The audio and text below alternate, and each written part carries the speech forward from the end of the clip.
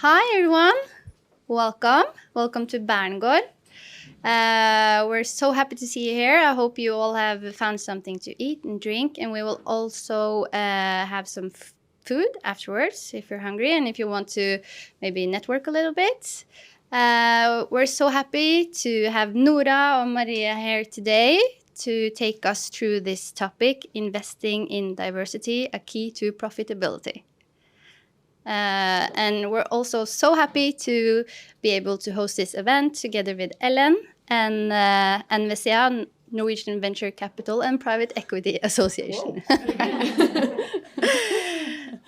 Thank you, Elisabeth, and Berngaard for having us all here and putting this interesting and important topic on the agenda during Oslo Innovation Week. And NVCA, we're the interest organization or the association for the active owner funds in Norway. So we represent the seed, venture and buyout funds investing in early stage and more mature companies, unlisted companies.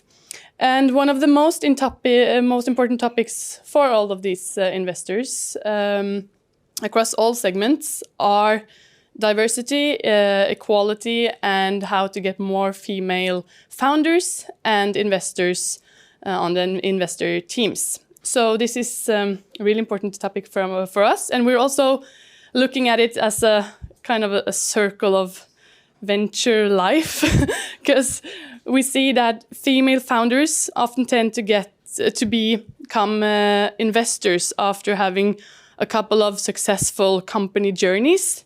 They often invest their own money or start building funds to invest in more companies.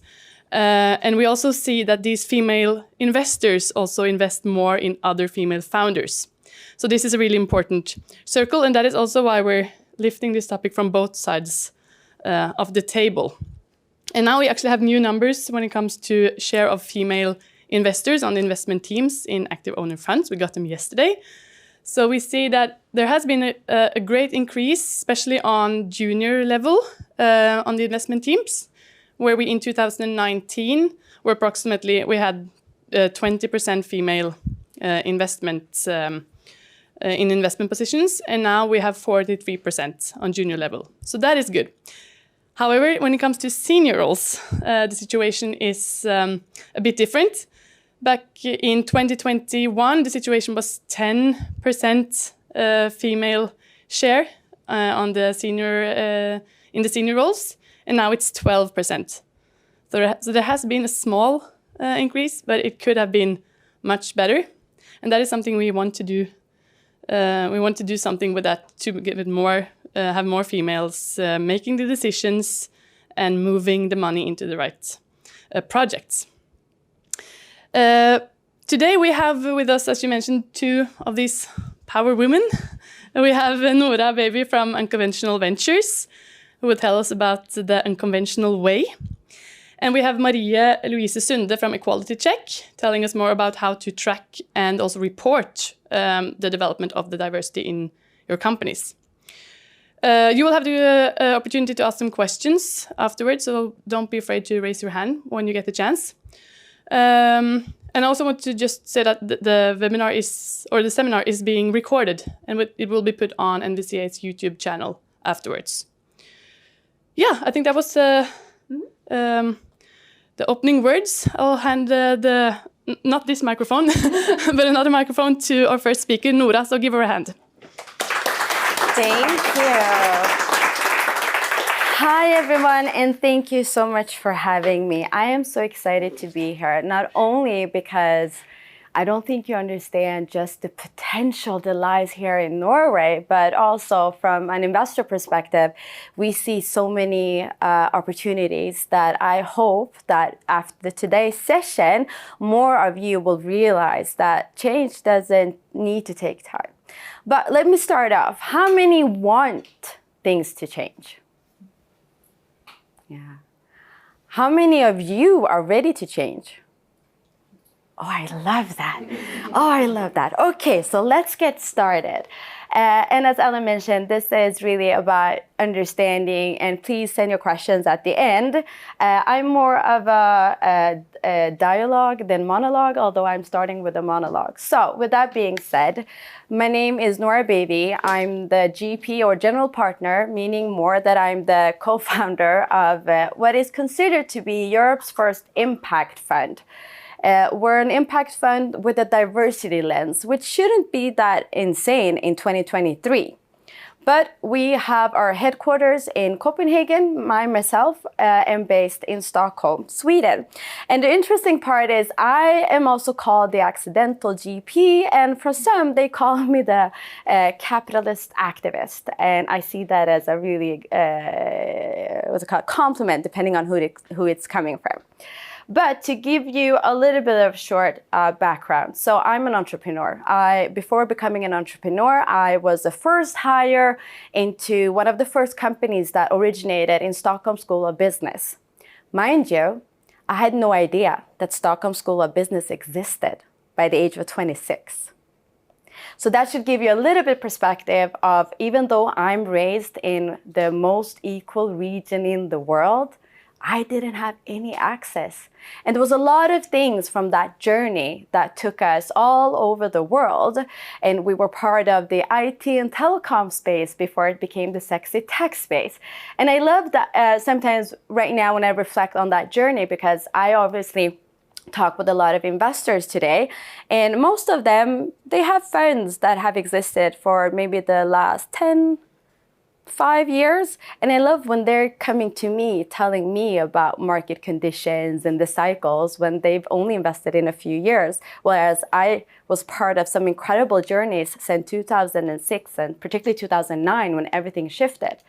But as I mentioned, what we do today is that we're a pre-seed and seed fund focused on diverse founders or founding teams. We call it underrepresented founders. If you ask me, I call it historically excluded founders.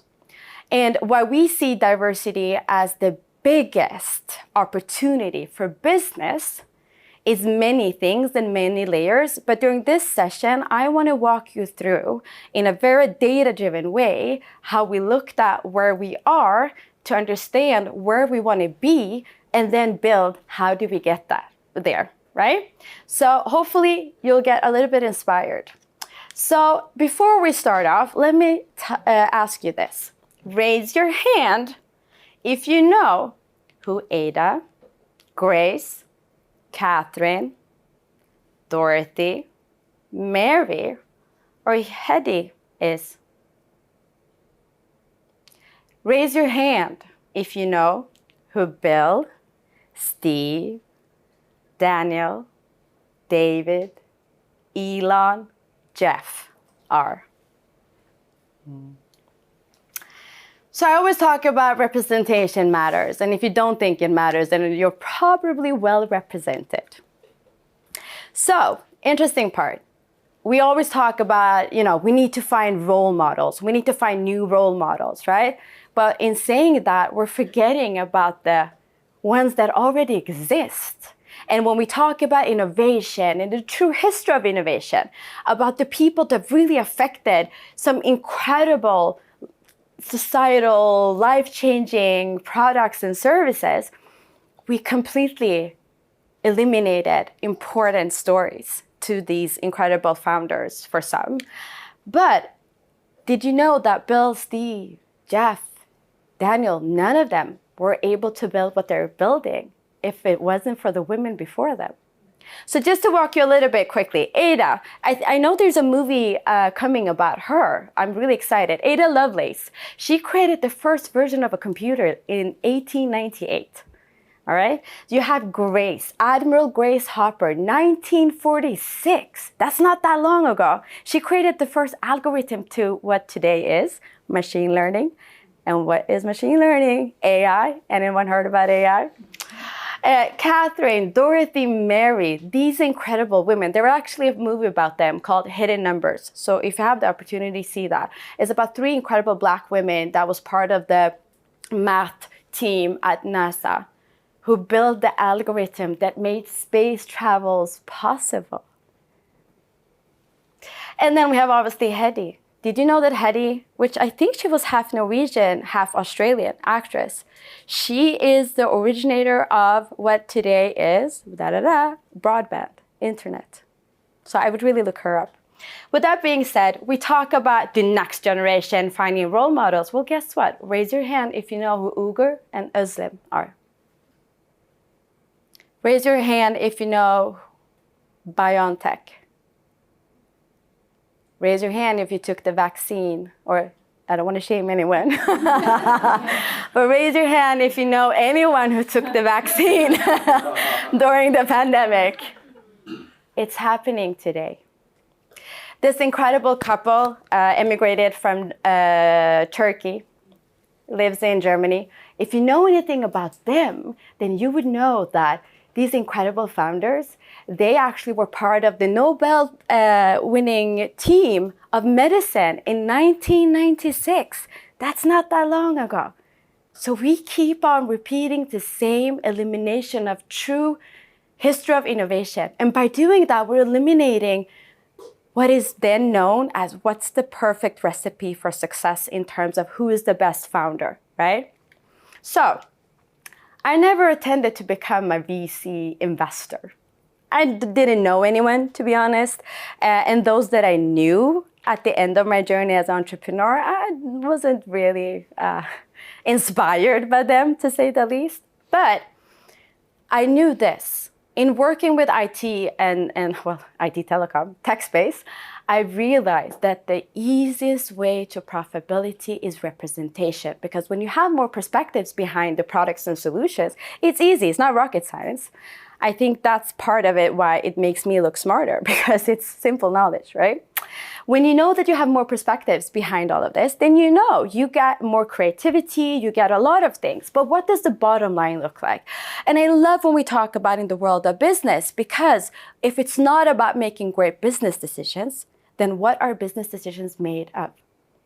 And we need to come to a conclusion, particularly in 2023, that we're not where what we need to be able to build the future that we want to be part of, let alone the society we want to be part of today. But as an example, you know how gender equality has always been the driving force, particularly in the Nordic. But if you look at it, what you're actually doing as well, because you're not allowing for intersectionality to exist there, is that most often you will have a huge group of white women. So you're leaving out huge parts of other kind of women in that, right? So we need to focus on inclusivity. What would happen if we focused on equality, period, and not just gender equality? But there are numbers to that bottom line. So, as an example, when you focus on gender, you have 25% more profitability. When you focus on ethnicity, just to give you an example, or intersectionality, or just in basic equality, then you actually have a much higher rate, as much as 36%. Now, if you're about spending and investing money into new products and services, you know, I always laugh when Apple announces new products, because I think it's the same thing, right? The model's the same. They might change the cord or color, right? But the model is still the same. And I think we're wasting money by not really listening to the data. But I won't talk more about that. And pace of innovation, 26% when you focus on gender, as much as 45% when you focus on ethnicity. Or make an active choice of inclusivity, period, without defining who they should be. So, as an investor, the reason I became an investor is that I realized there's a huge potential because of the funding gap. I don't know if you've been following the startup ecosystem in terms of the funding gap. The universal number has always been around 3 or 4% for all female teams. And if you look at ethnicity as an example, people of color, that's down to 1, maybe 0.5% of all capital. But what does it look like in the Nordics? And that's what we've been looking at, both Nordic comparing with Germany, France, and UK. The reason for that is because it's the biggest markets that exist in Europe, but also money flows. So you have a lot of startups entering these markets as a second market, as well as you have a lot of investors coming to the Nordics from these markets, investing in companies from here. So in Europe, it's less than 1%. Actually, last year in the Nordics, we saw 0.7%. It has gone from 2% to 0.3% at a moment in time. And it's been like this for the last 15 years. Now, I don't know about you, but if I were a doctor, this was quite dead. So we need to realize that there's some things we're not doing as we should in terms of opportunity.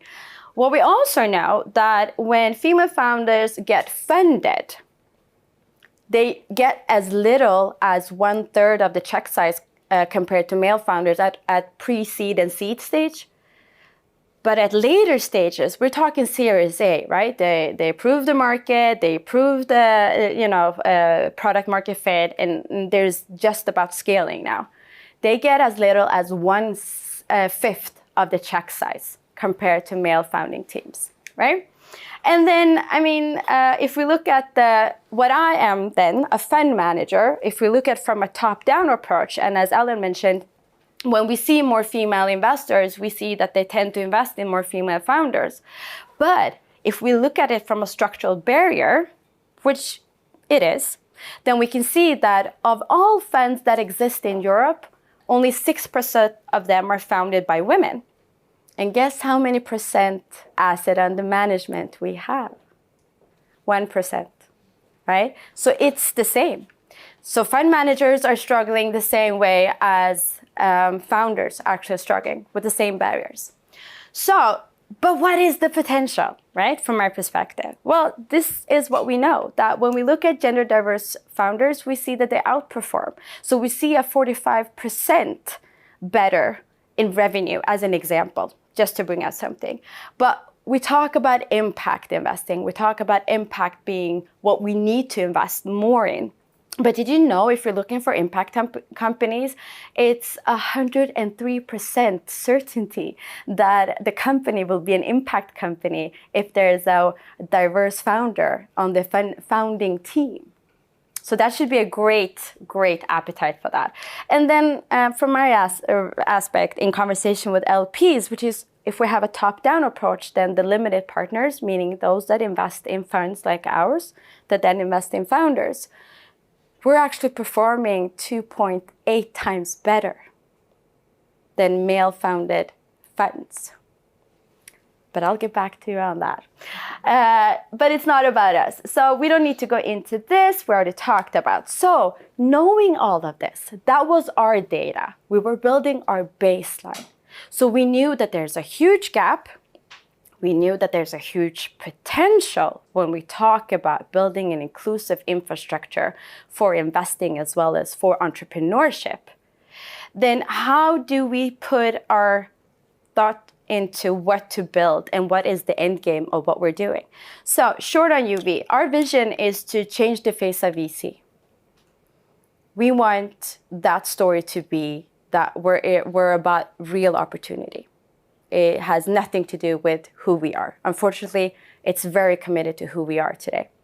We also want to have diversity on top of the funnel, meaning that obviously we're investing in very competent founders building huge potential, scalability, global, but we're just minimizing the risk by ensuring that it has as much perspectives as possible, so we can ensure that it's catering to the wider society and not just for some. And then the trickle-down effect. Interesting enough, this was nothing in our calculation, but we realized along the journey that we actually have threefold impact. It's who me and Thea, my co-founder, are. That in itself has huge impact. It's who we're investing in, even bigger impact. But at the end of the day, it's what we're investing in, right? What kind of products, solutions, companies. And that's the biggest impact. So that's the trickle down. So that's how we kind of put our baseline. So what does this mean? We already talked about the capital. Just to give you a short snippet of what does it look like in France, Germany, and UK. Well, it's not looking better. Let's just say that. So there's a lot of things we can do, but here is where I'm betting my money. I am confident that the Nordics has what it takes to scale, accelerate, and go beyond when it comes to profitability and pace of innovation in a way that we could actually lead the conversation. But we need everyone on board on that. So I love when people want to talk about the IPOs, right? Because there's also some things to acknowledge that if we don't fund these founders, we won't see as much results as we are comparing other founders with. But interesting enough, when you look at the Fortune 500 companies in the US, the metric everyone is using in the venture space, you could actually see that there is, let me see if there, as much as 30% increase in terms of IPOing in the valuation they have at the time of IPO. The data is all there. The question is, who is going to follow? We are. And the reason we are doing it the way we're doing, and we talk about building an ecosystem within the ecosystem, as I mentioned to you, it's an ecosystem problem and we need ecosystem solutions. So we're doing it in a very transparent way. I'm giving you away our playbook today to make it as easy possible. And as Ella mentioned, a quality check that is coming, a very proud portfolio company of ours, as well as Oslo sitting here. It's about also having the tools, and she'll walk you through the tools that are really making this easy for you. But we already talked about the impact. The conclusion, from my personal perspective, venture capital isn't the problem. It's venture capitalists. And when I told you about the top-down approach, that's where we realized the biggest impact and the biggest change needs to come from the investors. And I told you a little bit about the 1% asset under management, 6% of all funds being female-led funds. But we also know that if you look at senior roles that Ellen mentioned, there's an overrepresentation. I know it's a new word, but there is an overrepresentation. And the reason for that is also, as Ellen mentioned, the senior roles are getting better, but you have to ask yourself, why is the junior 20% and why is the senior 12%? What is happening in between? And from the data that we know today is that senior leaders that identify as other than men leave. And the biggest reason for that, anyone who wants to grab at the chance to guess? Yes? Motherhood? Well, here's the thing. Obviously, motherhood impacts, and I know Marie-Louise will talk about that, but it doesn't impact in the way it should. Motherhood affects because then you realize you're at a job that doesn't conform to the new life that you have, right? That you need to have some boundaries in a different way. You need to settle. And you know what that is? It's about creating a culture, right? So I would say that it's about building a culture that is about culture add and not culture fit. And I think for centuries we built a culture fit structure. It doesn't matter what industry you look at or what level you're at. There is a very distinct difference between culture fit and culture add. Just look at, if you would take a stab at, look at the backgrounds of many at senior levels, you will probably find a lot of them from the same universities.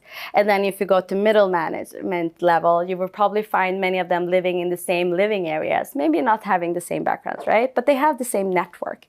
So it's about doing the same and the same and the same. It's about mimicking each other, right? Mirroring each other. That's what we're seeing. And I take this as a great example. How many ping pong tables did we see for years that people added to their workplace, saying, let's make it fun, right? But with that was also, there was this Friday afternoon drink alcohol culture, right? But there's a lot of people not drinking alcohol, right? So you're kind of excluding a little bit of that. But then if we look at it as an example, and that's a little bit of my personal frustration, have you seen how many yoga rooms have started to emerge? Meditation rooms, right? Do you know what the biggest community that lives in the Nordics is? Besides, obviously, the Nordic. The Muslim community. Imagine that there isn't a single prayer room for none of them, but we have yoga and meditation room. It's so simple to create a culture ad instead of culture fit, right? It's the same thing as deciding holidays. Now, there are companies that are starting that, and I'm super excited about that. I just find it a little bit late, but let's jump on that. If you have the opportunity to decide on the same amount of days, where you decide if you want to celebrate the Jewish holiday or the Christian holidays or the Muslim holidays, imagine then you would have people working year round, right? Then understand what that does for profitability. That's a culture ad. That's not a culture fit. What do we have today? Culture fit, right? So we already talked about this. So where do we start? Now, I told you where we started. I knew my own industry. I understood where I needed to go, where I wanted to be, but I needed to do this in a data-driven way. So we built an entire community around UV because, as I mentioned, this is an ecosystem problem. So we need an entire ecosystem. Our part is just a small part of that ecosystem. It starts at your first job. It starts at your first school. It starts at your first, whatever that might be.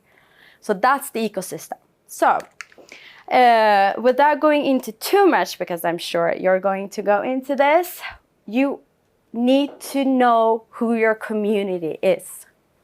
Who are they? Where are they?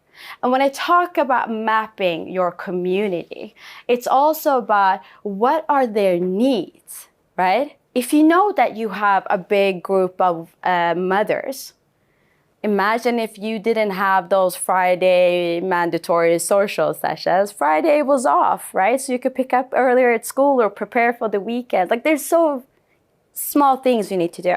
But it's just understanding what are their needs. For some, you have a group of people that has different needs. And you saw during the pandemic how we switched to becoming offset or what's it called? Sorry, excuse me. Remote, thank you. To suddenly now we're understanding that actual productivity went up in some cases. So we're perfectly fine to let people be at home, working from home. Maybe that could still be of interest. And we've seen a lot of doing the dual, you can be 2 days at home, 3 days at work for the social cause and all of that.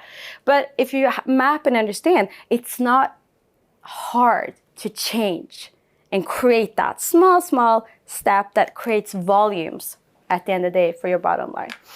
And then it's about who benefits. So I always walk into rooms where they have started or structured a diversity, equity, inclusion aspect. And I talk about equity because I think it's also important to understand we have great quality of life in the Nordics, but we do not have equality. Because if you look at who owns companies, get shares of the profit, financially, who's stronger, who owns assets, it's looking really bad for women. And then imagine if we go into other layers of a diversity metric. So that's why I'm always at the end, who will benefit the most? To make sure that it's not just about tokenism and it's not short-sighted, that we do this for the long run to create a culture where inclusivity always leads to equality, meaning all our voices are equal to each other and equal opportunity. Because that's one of the things that I always get frustrated about, in all honesty. We talk about everyone has equal opportunities in the Nordics. But what does that really mean when you, as I mentioned, for myself, I didn't even know the Stockholm School of Business existed. Imagine what I would have been then. No, I'm just kidding. I would still be here. And this is the most important part. Dare to set goals and targets. If you don't reach them, well, that's another data point for you to understand. Why aren't we reaching them? What is it about our policies, our structures, or whatever that might be, that makes it not reachable? Set them high and dare to set them high. But the most catalytic part is, in the conversation about these kind of policies, whose voice is missing? Who is missing in those conversations? Because now you're building policies for people that might not even, people that will be affected by these policies, but they're not even part or represented in the room where these are being discussed. So, and that is what Equality Check is always here. I'm going to tell more about how we map and how we measure and we put targets. But here's also what I see a lot of mistakes being done. We see this as a side thing. We don't realize just how catalytic it is for everything we do. Our bottom line, our culture, our future in attracting talent. And going back, because of the culture fit and not culture add, people are leaving industries. Women are leaving industries. People of color, but people with different, whatever that might be, are leaving. And that is a bigger cost than we want to admit that we have. When we talk about talent shortage, I would like to bring the focus to talent drainage, because that's the real problem. So allocate budget, people, and time. And this is always interesting. When we talk about people and time, there's always one poor person at HR that gets the responsibility to create policy for everyone. We don't want that. We want this to be a top-down approach with perspectives included from the bottom up, if you mind me saying that in that way. And for that, you need to have people responsible at every level, but this should be as big of a priority as reporting on your financial each month or quarter or year. Make that the same priority because it will show in the bottom line. And lastly, how do you build and implement? How do you make sure that you have people with you? Because in the beginning, who wants change? Who wants to change? That's a tough one. But you always have to remember, this is not a question of justice at the end of the day, or let's do this because it's not only the right thing to do. It's about the future of business.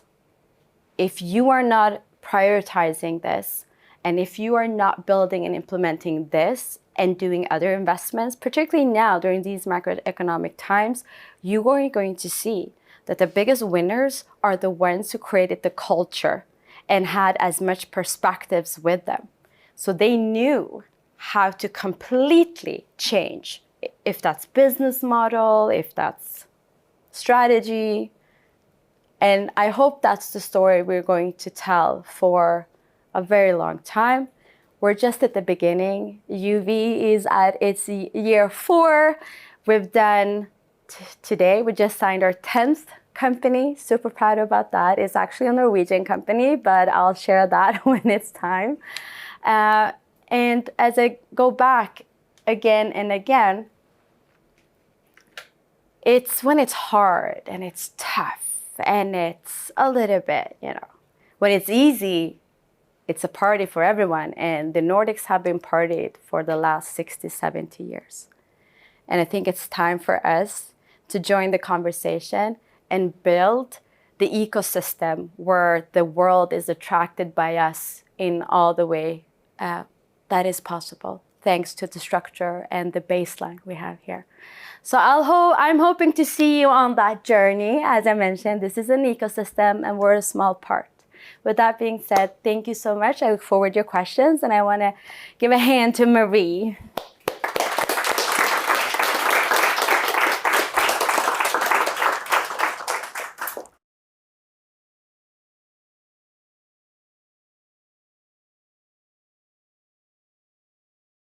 Of a quality check, which I'm going to talk a little bit about today, how we can help you solve this in a practical way. So like Nora said, most companies today are competence companies. So they rely on the talent to produce the services or the products that they have. And talents today rate equality, inclusion, future potential, work-life balance, etc., extremely high when looking for a job. So if, as a company, you are unable to deliver on this, you will also be losing your competitive edge already today and also in the future. So what we do in the culture check is that we can start from the first one. Thanks up. Is that we help companies turn diversity, equity, and inclusion into a competitive advantage by ensuring that they see and unleash the full potential of all their employees. And we talk to companies every week about this. And there are especially 3 recurring topics that we see that concerns companies today. One of them is just how to make a strategy that the whole company can stand behind.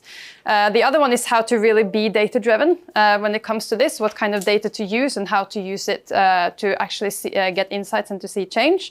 And then, like Nora mentioned as well, there's more and more compliance regulatory requirements now, which we have already and that we will also have, especially from next year. How we do it is through a very holistic approach. So my background is actually from medicine. I'm a surgeon by profession and have a PhD within colorectal surgery. And when I entered the DI field, I was very surprised and almost shocked to see the lack of data-driven approach when it comes to the topic and the lack of evidence-driven approach when it comes to the solutions. From medicine, we know that if you want to make the right diagnosis, you have to have the right data, you have to have the domain expertise in order to understand that data. And we also know that if you make the wrong diagnosis, the treatment is not going to work. And we know that if you don't apply evidence-driven or evidence-based treatment, you have no idea what the result will be. When it comes to DI, the approach has been very different. The diagnosing has been very myth-driven. Women end their career because they get kids and change their focus, for example. We also see that even when you find the problem, the approach to what kind of treatment or measures to apply have been very random. So no one has any idea if what they do actually works or not. So our solution to this in a quality check is the software that we've built, where we combine technology with advanced or high-level domain expertise to help companies have a more holistic approach to this, to see that they actually achieve to give equal opportunities for everyone. I think the biggest misunderstanding I encounter when it comes to DI, which is something Nora touched upon as well, is that DI is a niche. It's about some single-standing activities, silos, something that HR is doing, and activities that are there to facilitate a small underrepresented group in the company, sometimes even at the extent of the majority. I think this is fundamentally wrong. What DI is about is to do actually what all companies today claim that they want to do, which is to release the full potential of all their employees.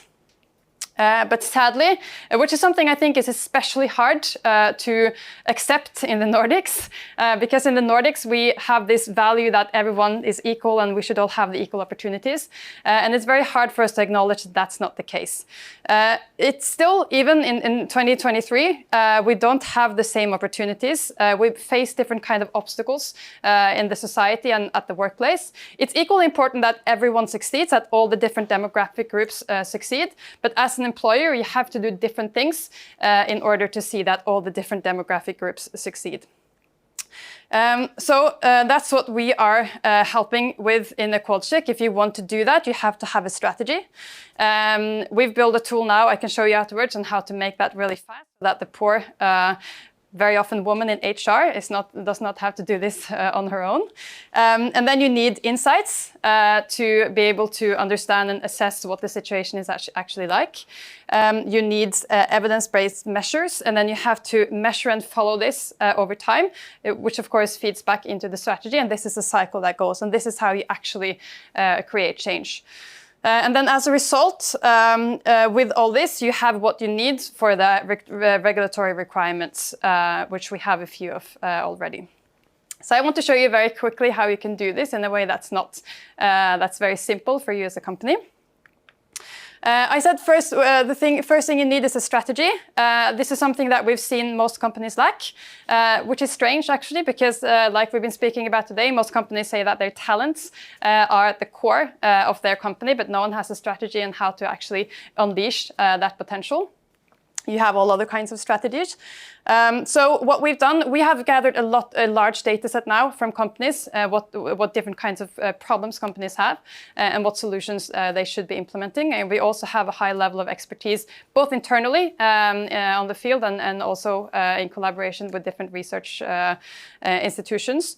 So based on this, what we've done is that we've created a strategy tool where you, with a few clicks in less than 10 minutes, can create your DI strategy. If we know your size and your industry. The first thing we do is that we predict your focus areas or risk areas, depending on how you look at it. And of course, you can choose from our list, but we make an assumption based on the kind of company that you are. Secondly, we suggest goals for you. What goals should you set in order to improve? And then we suggest what kind of measures you should implement in order to succeed. And based on this, you also get a strategy document that you can use towards HR, towards management group, towards the board, towards employees or employee resource groups to make sure that it's a strategy that everyone can stand behind. And then to make sure that this is not just a strategy that's put in the box afterwards, we also create an activity plan for you throughout the year so that you can make sure that you actually do the things that you're supposed to do throughout the year. And one of the most important activities for companies to do in order to succeed is to actually start assessing what the problem is, to make a risk analysis or a focus area analysis. So we also help with that with our analysis tool. And we create or make those analyses based on two data sets. One data set is from the company, from HR and payroll systems. And based on that, we get information about gender balance, compensation, parental leave, etc. This is also the data that you most often have to report on from regulatory requirements. And then we get data from employees, from surveys, where we can get information about demographic representation and inclusion and belonging. And based on this, we can tell companies their demographic distribution, for example. This is a feature that we launched just before summer, and we've started implementing it now in quite a lot of companies. And most companies see that they have more diversity than they actually knew about, which means that they also have to address or facilitate their employees in a different way. And more interestingly, we can also map how different demographic groups experience very important topics like future potential, inclusion, unconscious bias, etc.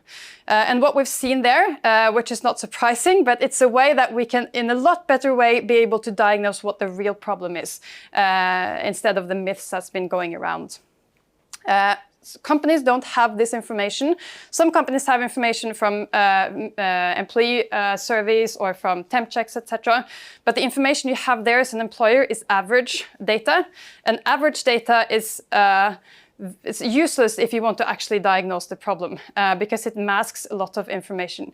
So it's like if I as a doctor were using average lab results to be able to diagnose what your problem is, it doesn't work that way.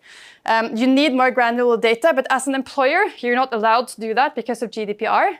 But we can do it as an independent provider. And what's interesting here, you had a question about why do women in finance quit. That's something that we've gathered quite a lot of data on, both finance, but also, for example, law firms, where we have some of the same dynamics. The leading myth we often meet is what was mentioned here as well, that women get kids and then they have to prioritize otherwise. What we've seen in that kind of companies, so this is just test data, so we're not exposing anyone, but what we've seen in those typical companies is that women score lower on unconscious bias, so they experience more unconscious bias. They experience less opportunity, less future potential, and still, even in the Nordics, women have a poorer work-life balance than men. So what happens there is a very different risk-reward analysis. If you are going under because of the work-life balance, and at the same time see that or think that you have no future potential, then it's a very poor decision to continue. So the whole picture is a lot more complicated than the myths that we tend to work. But also when we now start looking at ethnicity, sexual identity, disability, etc., we see the same picture. And if we add those together, like Nora talked about, with the intersectionality, then it's even more clear what the different experiences are. So based on this, we can tell you what the problem is. We also gather information, like I said, from payroll systems, for example, and HR systems. We can tell you what kind of pay gap you have in what kind of groups, why they exist. And then we pair it with evidence solutions on how to improve so that you know what your problem is and what you should do to improve. So this way of working with the strategy, the insights, the treatments or measures and measuring over and improving over time, that's where you get the real change. And then we also see that reporting is higher on the agenda, which I think is a good thing because like Nora said, when you have to start reporting, it actually becomes higher on the agenda as well. In Norway, we have a law called aktivitets- og redegjørelsesplikten, activity and reporting duty. Which all companies actually have an activity duty, which means that you have to work systematically. So all this is something actually all companies have to do. And then if you're a public company or a private company with more than 50 employees, you also have to report. So we have about 150 companies using us today, ranging from DNB with 10,000 employees to, I think our smallest company has 30 employees. So quite a lot of our companies also have to report. And the Norwegian reporting requirements are quite extensive, so they cover a lot of the Nordic requirements as well. And then we have from next year a new ESG directive coming, CSRD, which covers a lot of this as well. And there's actually a pay gap transparency directive coming from EU, which will be implemented the next 3 years.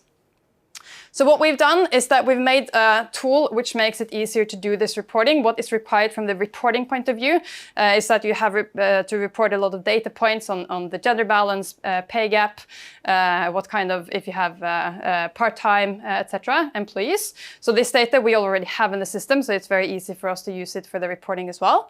And then you have have to write a statement where you have to be more prose descriptive to tell what kind of policies you have in place. You have to do a risk analysis beyond gender, which if you use our tool, it's very easy to do that analysis. And you have to make a plan on how to solve it, what kind of measures to implement, etc. And you have to involve employees, representatives in this. And then there's a report that you get at the end that you can have to share or share publicly afterwards. So we have a lot of companies using this as well. We have a lot of law firms. We've developed this in close collaboration with LDO, which are those who are overlooking this. And it's a law firm has overseen the legal part of it. So what we see there actually is that law firms and auditing firms are very, a lot of our companies using this are law firms or auditor firms, which we think are the firms that maybe understand more the effect of doing this in a more effective way. So we see that the past year or past 2 years, diversity, equity and inclusion has been very high on the agenda, which is great. We also see that it hasn't been a lot of change. It's been more talk. I think this is changing very fast now because companies are seeing that they need talent to survive, and talents care about this. So it's great to be able to be here today and talk to you. If you want to start doing something today, what you can do is that you can scan this QR code and then you get access to our free strategy tool so that you can help your company create a DEI strategy to make it easier to work with this forward. Thank you.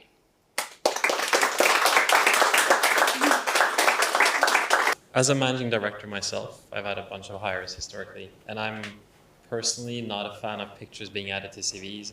I don't believe that they should matter, although in sales I know they unfortunately do matter.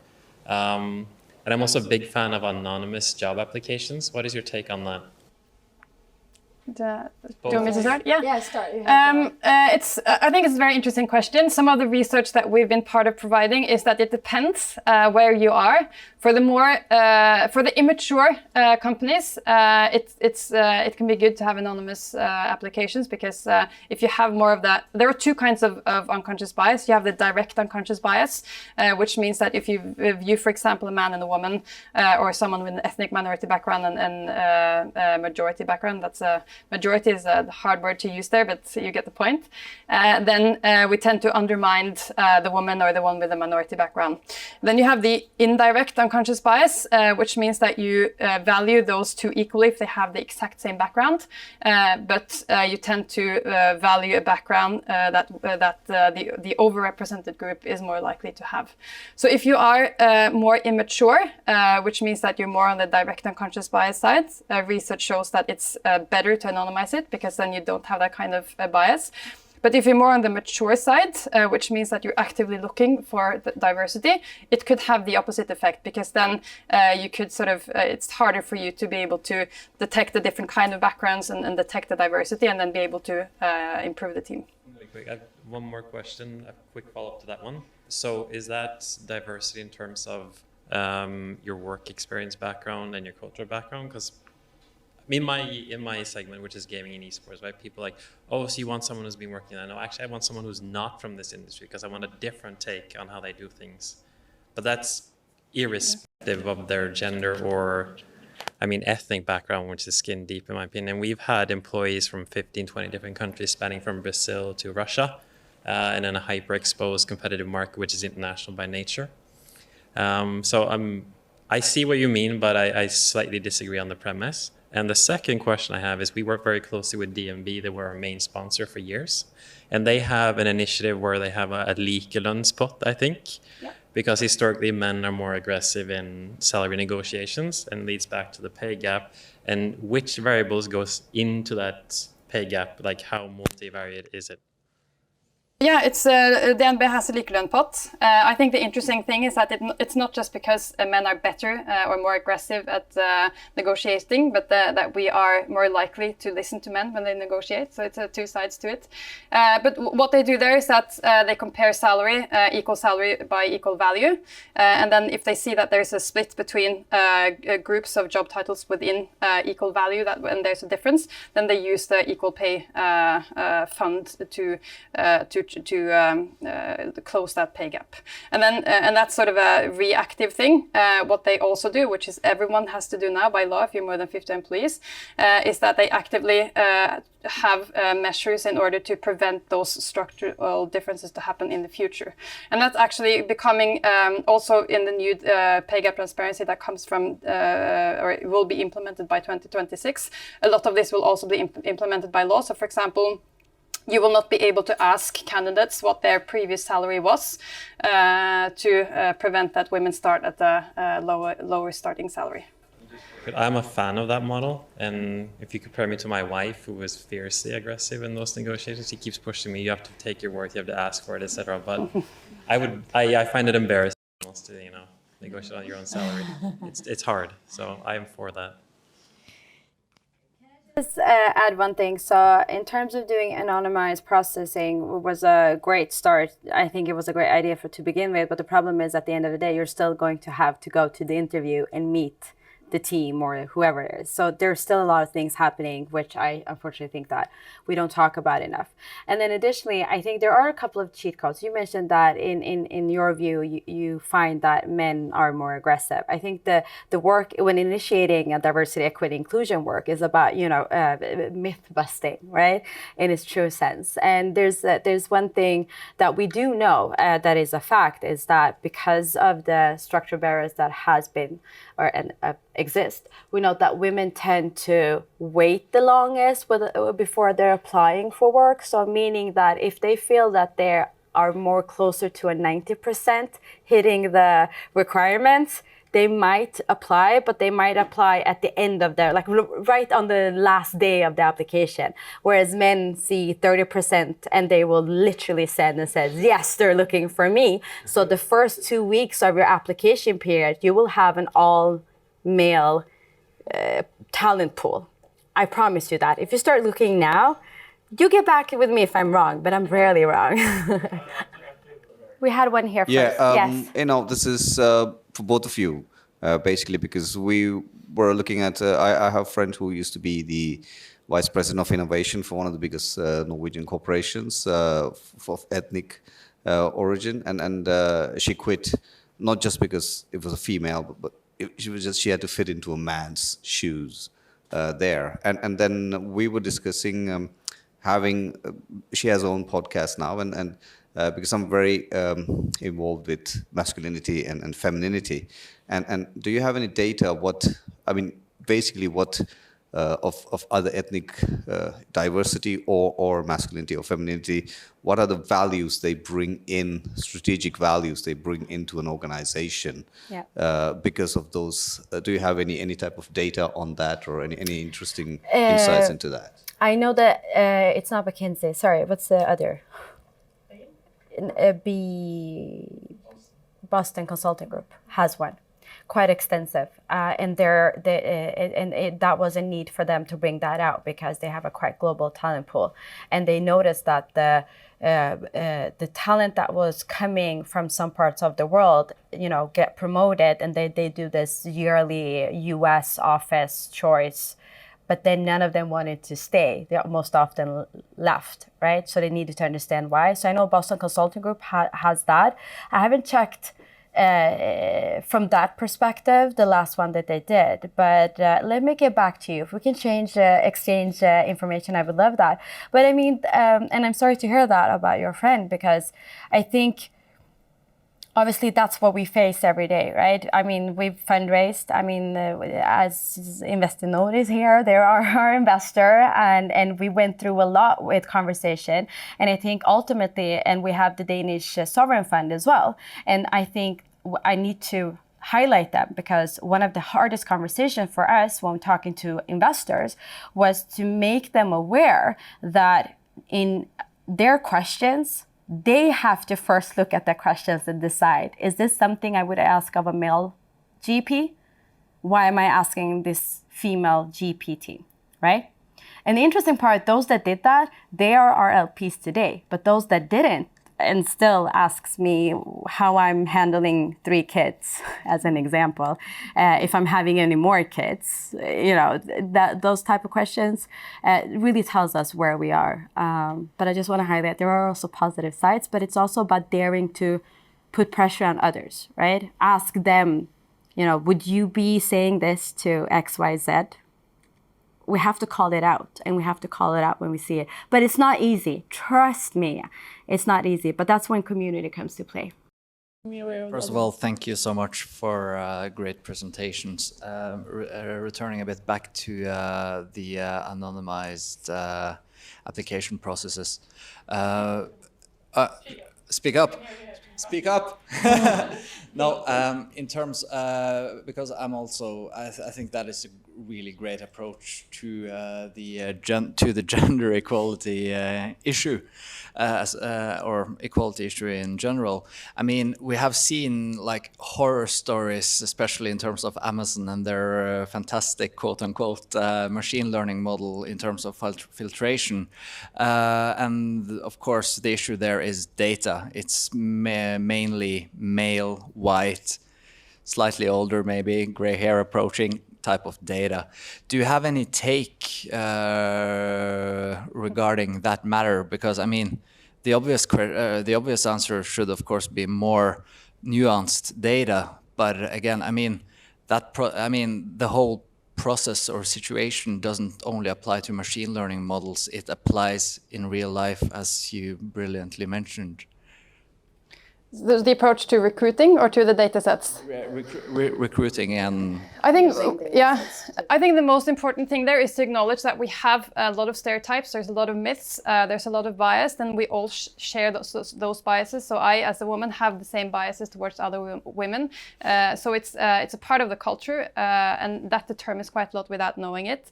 So I think throughout the throughout the recruiting process, it's about seeing, first of all, what kind of talents do we need? What's the requirements that we're looking for? I was part of a panel at the UN a few years ago where there was a woman who had founded a hedge fund. She was previously at Wall Street.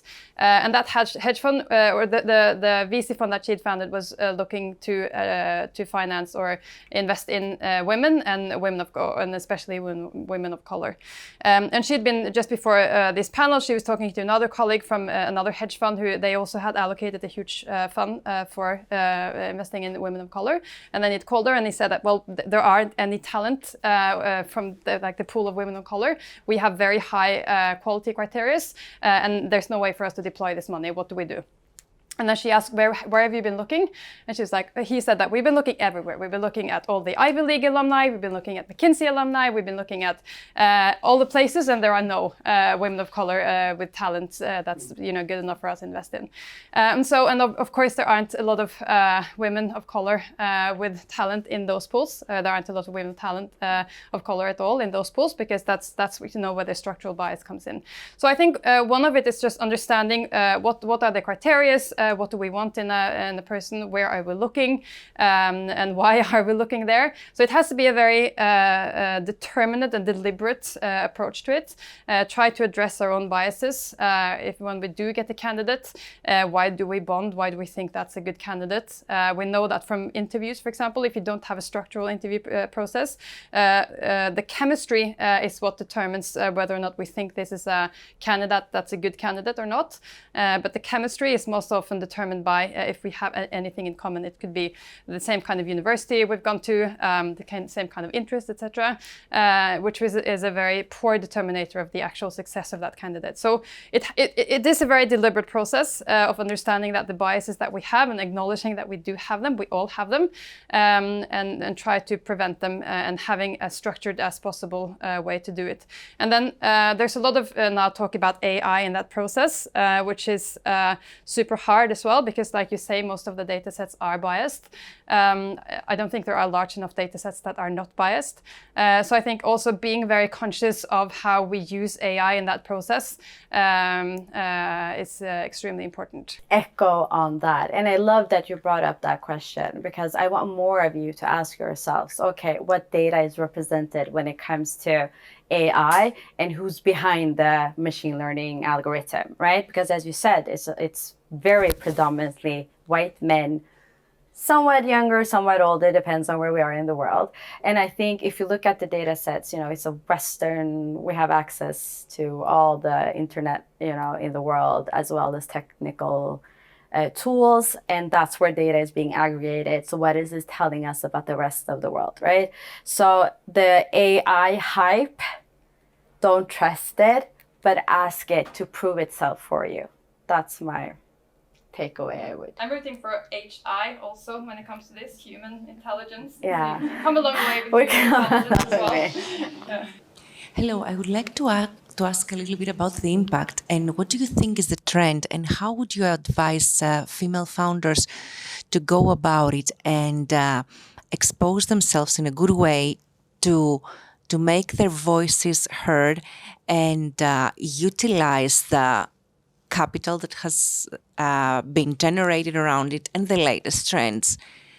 And of course, AI, which is something that women, I'm myself a data scientist and I'm working machine learning, and it's a bit sad to see so much capital and so many ideas in the impact. So how can women leverage the community so that they can actually take their ideas forward and generate actual impact and actual value and grow? So, two things. And so this is just, so trends. Don't believe in trends. Focus on the problem you want to solve. What is that problem? And how big is the need for a solution? Focus on that. Secondly, make your voice be heard. I don't think about it as a make your voice be heard. I think you need to speak as much as you can until more and more people hear you. You know the difference? I've been talking for years. I mean, it's just now people are listening, but I wasn't heard for many years. So I think the power of our voice is always there. It's not to be given, or it's not being taken away from us. It's about us having the stamina, and it's the same in entrepreneurship. Stamina, endurance, right? It's the same thing. Impact space, I think, is really, it's like a baby, to be honest, because for me, it's crazy that impact investors doesn't see diversity lens as a part of ensuring impact, right? They completely rule it out. They see diversity lens as something on the side. So I truly believe that it's the entrepreneurs who's going to teach the investors, but obviously investors have the capital. So how do we make that, accelerate? Because it's the global world is shifting very, very fast. So I think going back, find your community. Suddenly you're 2, 3, 10, 50. But if you look at the Nordics, there is a quite difference between impact startup ecosystem in Norway, Denmark, Sweden, but they do exist. And I think we need to look at it from a Nordic perspective and then move into a European perspective. So don't create the silos, because there's too many silos, if that answered anything. Yeah. Okay. Short follow-up question that related to it, because you showed the numbers and also talked about the development from when you first started tracking this, but and it seems pretty dark. But are there any kind of positive development that you've seen, except from you sorry for bringing it down. no, except from you being talking about this for years and being around, spreading the word? Have you seen any kind of positive development that makes you get the attention now? Of course. So as I started in the beginning, I would love for people to say, oh, she's saying so smart things at the beginning, but it's just happening now because they realize what the ecosystem looks like and what behaviors have created what results, right? So obviously there's a huge shift in the conversation. Now, what I would like that to shift to even more is ultimately more capital being invested, because we are at a place where we're having the conversation, but where's the action, right? So I really move away from mentoring women, office hours for women. No, you need to run, you need to have the capital. Let's focus on that. Don't do all the mentoring and stuff like that. Obviously, it's good for some parts. I'm not saying that. But if that's what investors want to do, run. But secondly, look at where we are. Unconventional Ventures, we've been working together, since 2018, 19, right? 19? Yeah. Look at us. We're at, as I mentioned, 2023. We are almost at a 30 million euro fund. We invested in 10 companies. There are more coming. There are more women fund managers, people of color fund managers in Europe that are coming. But they also face the same structural barriers. So we need to keep talking about them until they're also eliminated. Because at the end of the day, the equity will speak for itself. It's the same thing as we've been guessing. We never second guessed global change, right? We never second guessed the environmental impact of. But if you look at US as an example, they never second guessed that there's a huge diverse population, what to do, we need to measure, we need to do this and that. They're now just catching on that the climate change is real and trying to create a somewhat of structure of that. So I think we're ahead of it, but now it's putting action to it so I can focus on investing and building so you can run. You know what I mean? Yeah, did that make sense? There is a really positive thing happening. But as well as I mentioned, Nordic will be the region that is going to accelerate the global conversation. I wouldn't be here doing this if I didn't believe in that. We have so many incredible I mean, you know, everything from government support for startups at early stages, the grant giving and all of that. Now, what we need to do is change the way they are being offered to founders, what it takes to write a grant application, how much amount of reporting you need to do on a pre-seed case for that grant, right? There's a lot of things, and we need to work closer, those kind of organizations, with the VC space, so we're ready to invest, right? So that's yeah. So I see lots of things happening, so I'm super excited. But I just want us to, you know, like Matrix, blue pill or red pill? I just want us to take the pill and just see what it is, and then we can run, right? Okay, thank you. The clock is soon 4. We have to round off, so that will be our final words. But thank you so much again, both Nora and Marie, for joining us. Thank you, Berngaard, for hosting us. And thanks to all of you for joining us and asking really good questions.